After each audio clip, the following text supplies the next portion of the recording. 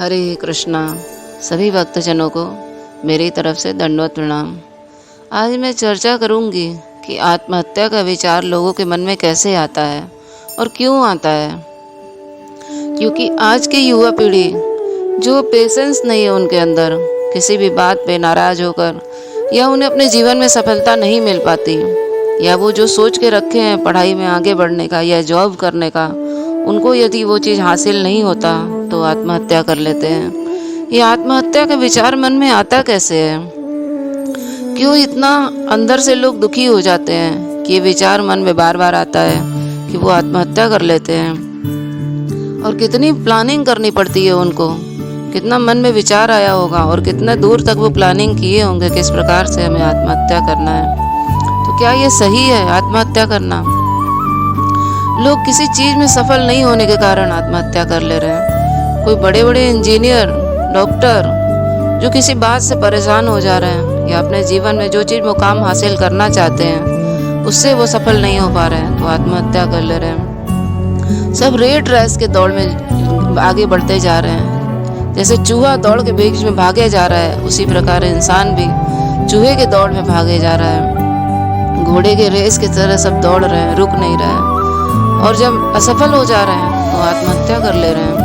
पढ़ाई में पास नहीं करने के बाद आत्महत्या कर ले रहे हैं। किसी से प्रेम कर रहे हैं, अगर वो प्रेम में सफल नहीं हो पा रहे, वो चीज़ उन्हें मिल नहीं पा रहा है, उससे आत्महत्या कर ले रहे हैं। युवा पीढ़ी भी कर रहा है और हम देखते हैं अपने आसपास में, सबके पास सब तरफ देखते हैं कि जो ओल्ड एज भी हैं, जो आगे उम्र उनका हो चुका है, वो भी आत्महत्या कर ले रहे हैं। इसका कारण ये है कि लोगों के अंदर सही ज्ञान नहीं है और जिसके कारण ये लोग आत्महत्या कर ले रहे हैं। इन्हें ये सिखाया ही नहीं जाता है कि हम हैं क्या।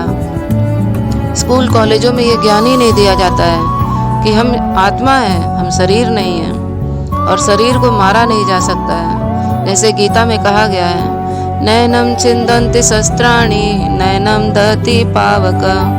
इस शरीर को तो जलाया जा सकता है, आत्मा को न जलाया जा सकता है, न सुखाया जा सकता है, न गीला किया जा सकता है, न बुझाया जा सकता है।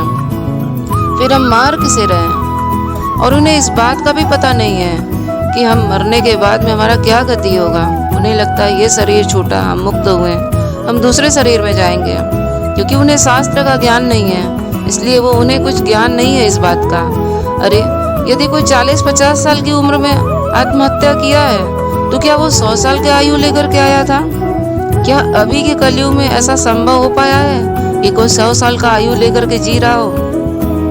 60-70 तक तो कोई पहुंच ही नहीं पा रहा है पूरी तरह से। अगर पहुंच जा रहा है तो बीमारियां इतना ग्रस्त कर दे रही है उसे कि वो बिस्तर से नहीं उठ पा रहा है। हॉस्पिटल में उसके प्राण निकल जा रहे हैं, इतनी बीमारियां बढ़ गई हैं।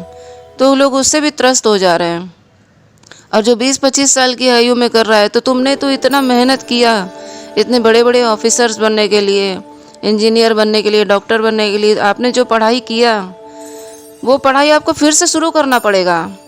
और फिर से शुरू करना पड़ेगा, फिर से आपको जन्म लेना पड़ेगा, फिर से आपको एक एक चीज़ सीखना पड़ेगा। आपने तो इतना अच्छा मौका किया, अगर आपने इंजीनियर डॉक्टरी का पढ़ाई किया तो वहाँ तक तो आपने पढ़ा, उसके बाद आपको अगर वो चीज़ में सफल नहीं हुए तो मतलब आप अगर एक बार सफल नहीं हुए तो दोबारा प्रयास करिए।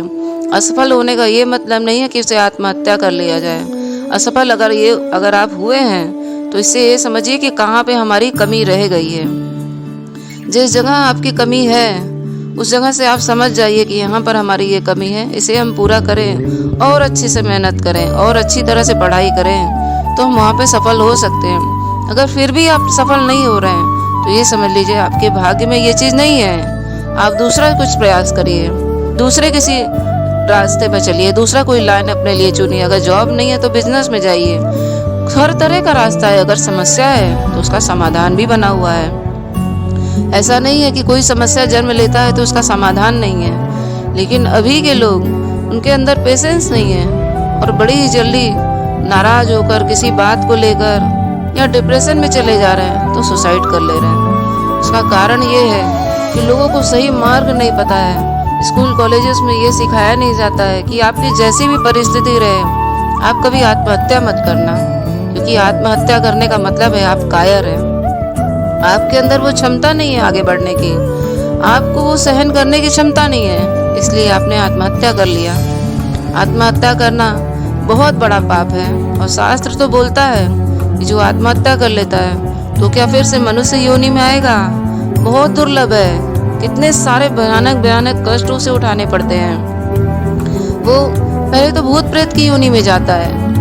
अगर घर के किसी का मेंबर अगर भूत प्रेत आत्महत्या कर लिया, भूत प्रेत की योनि में चला गया, तो भूत प्रेत की योनि के जाने के बाद अगर घर के लोग भक्त हैं या ये जानते हैं कि वो भूत प्रेत योनि में चला गया है, सुसाइड किया है, तो उसे किस प्रकार से पूजा पाठ सही प्रकार से पंडित से बुला करके उसे पूजा पाठ करा करके उससे उस योनि से मुक्त कराना है। अगर लोग ये कर लेते हैं तब तो वो उसका शरीर मुक्त हुआ, फिर से उसे फिर नए जन्म से शुरू करना पड़ेगा, फिर से किसी माँ के कोख में जाना पड़ेगा, या फिर जरूरी नहीं है तो 84 लाख योनियों में फिर से उसे भटकना पड़ेगा। जरूरी नहीं है मनुष्य शरीर ही मिले, फिर किसी जानवर में, किसी माँ, हर कितने ही ऐसे योनियां हैं जिसमें उसे जाना पड़ेगा, पेड़ पौधा मालूम नहीं। और ये मनुष्य शरीर तो बड़ा ही दुर्लभ है। ये मनुष्य शरीर कहाँ इसे मिलता है? कितने योनियों में घूम करके आ करके तब जाके मिलता है। उसमें भी कितने कष्ट हैं। कोई हाथ, किसी का हाथ पांव जन्म से ही नहीं है, कोई देख नहीं सकता, कोई बोल नहीं सकता। जरूरी नहीं है कि वो पूरा स्वस्थ ही होकर के जन्म ले। कितने सारे समस्याओं के बाद तब कहीं जा कर के मनुष्य शरीर दुर्लभ होता है, जिसे देवता भी तरसते हैं कि मनुष्य शरीर में आ करके, जिसे कलयुग का आयु 100 साल बताया गया है। देवता भी ऊपर से देखते हैं कि ये 100 साल की आयु अपना आया, घर गृहस्थी देखा और भजन किया, भजन करके भगवान के धाम चला गया।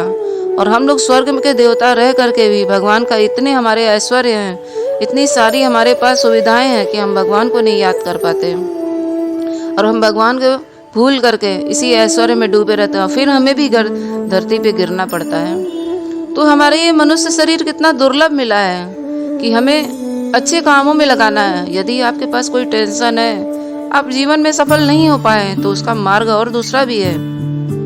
दूसरी चीज में जाइए, आगे बढ़िए, वहां पर जाइए। अगर आप एक चीज में 1 बार 2 बार 3 बार आप सफल नहीं हुए तो कोई बात नहीं, आप दूसरी चीज में जाइए, दूसरा रास्ता चुनिए। आप सर्विस में नहीं है तो जो बिजनेस में जाइए, बिजनेस नहीं है तो कुछ अपना खुद का ही काम करिए, कुछ ऐसा करिए कि लोगों का भी भला हो और आपका भी। अगर किसी अच्छे मार्गदर्शक से मिलिए जो इस चीज में, जिसमें आप सफल नहीं हुए हैं, वो उस चीज में आगे है, उसके पास वो ज्ञान है, वो किया हुआ है, वो 4 बार हार के फिर से जीता है, उनसे आप मिलिए। या किसी गुरु के पास जाइए जो सही मार्गदर्शक आपको दे सके, वो ज्ञान आपको दे सके जिससे आप सफल हो।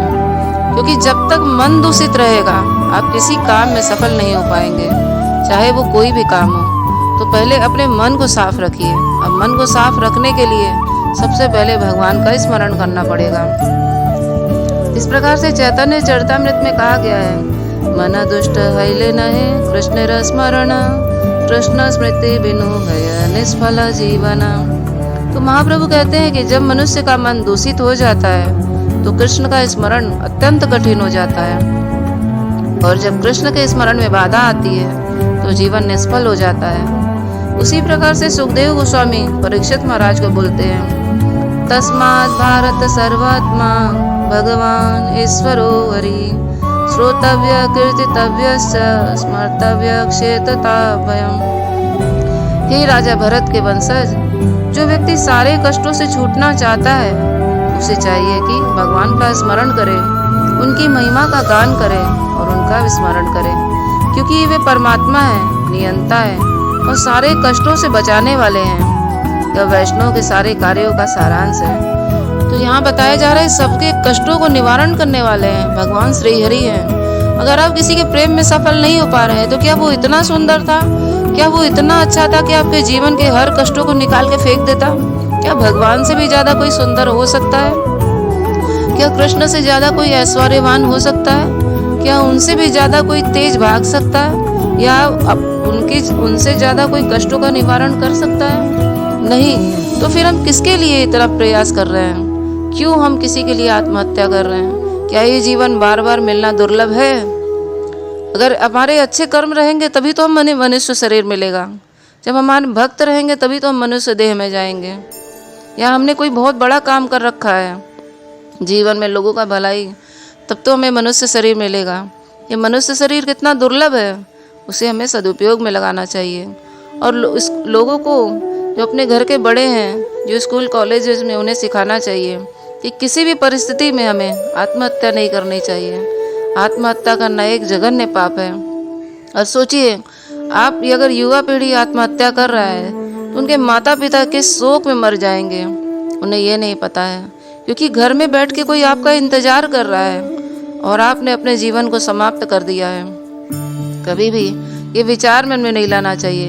यदि कोई बुजुर्ग अगर आत्महत्या कर रहा है किसी कारणवश, तो उन्हें ये सोचना चाहिए, आप अपने घर के किसी मेंबर को, जो आपका घर का संचालन कर सकता हो, उन्हें वो सौंप करके घर गृहस्थी के काम आप बाहर निकल जाइए, किसी धाम में जाइए, वहाँ पे भगवान के स्मरण में डूब जाइए। जिस प्रकार से विदुर महाराज, जब उन्हें दुर्योधन ने फटकार करके निकाल दिया था, तो विदुर महाराज ने पूरी यात्रा में भ्रमण किया था, पूरे विश्व में यात्रा में वो भ्रमण करते रहे। और उन्हीं की कथाओं का श्रवण हो रहा है, विदुर जी के बारे में नैमिषारण्य में और कथाओं में उनको बात किया जा रहा है कि विदुर जी कितने महान भक्त थे। और विदुर जी वहाँ पे मौजूद हैं, लेकिन उन्हें कोई पहचान नहीं सका, क्योंकि उनकी वेशभूषा बदल चुकी थी। वो दाढ़ी मूछे और सन्यासियों जैसे हो गए थे, तो कोई उन्हें पहचान नहीं सका। इसी प्रकार से हमें भी, यदि हमारे जिनकी आयु ज़्यादा हो चुकी है, उन्हें किसी धाम में चले जाना चाहिए, किसी गुरु के शरण में चले जाना चाहिए, भगवान के शरण में चले जाना चाहिए। आत्महत्या करने का विचार नहीं लाना चाहिए, क्योंकि हमारी आयु सीमित है। हमारी आयु इतनी नहीं है कि हम इतने बड़े बड़े आत्महत्या करने के बाद में इतने फिर से हमारे जीवन में फिर से हम शुरुआत करें, फिर से हम 84 लाख योनियों में घूमें। तो इसीलिए हमें भगवान के शरण में जाना चाहिए। और युवा पीढ़ी को भी इस चीज़ से रुकना चाहिए। जैसे विदेशों में हिप्पी लोग कितने कष्ट में थे, अपने जीवन को वो लोग नशा में बिता रहे थे, न उनके कोई घर था, न उनके कोई माँ बाप थे, लेकिन फिर भी वो जब प्रभुपाद के शरण में आए तो उन्होंने सब कुछ छोड़ दिया। आज कितने महान महान भक्त बन गए वो। ये कोई काल्पनिक घटना नहीं है, ये सत्य घटना है। आप प्रभुपाद की किताबों में देख सकते हैं। तो इसीलिए हमें इन सारे चीज़ों से बचना चाहिए और किसी गुरु के शरण में जाना चाहिए। और मन को निर्मल करने के लिए हमें हमेशा महामंत्र का जप करना चाहिए। इसलिए सदा जपते रहिए, हरे कृष्णा कृष्ण कृष्ण हरे हरे, हरे राम राम राम हरे हरे।